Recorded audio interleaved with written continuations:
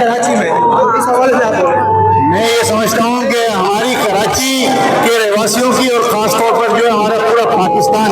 इस हवाले से बहुत ज्यादा जो भाग्यवान खुश नसीब है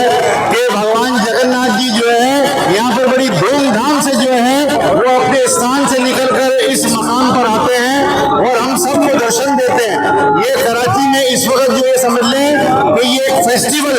यानी त्योहार की तरह जो है इसको सेलिब्रेट किया जा रहा है, किया जाता है पिछले 18 सालों से। और इसमें कोई शक नहीं है कि हमारे कृष्णा किशोर प्रभु जी और इसके अलावा उनकी पूरी टीम, उनकी बड़ी काविशें, उनकी बड़ी मेहनत है कि उन्होंने इस भगवान जगन्नाथ रथ यात्रा को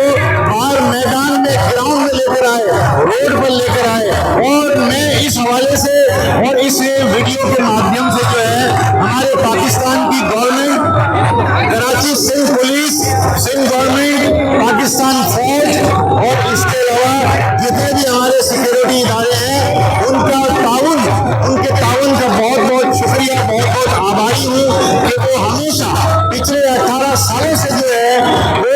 इस जगन्नाथ रथ यात्रा में जो है बड़ा ताउन करते हैं और पूरा जो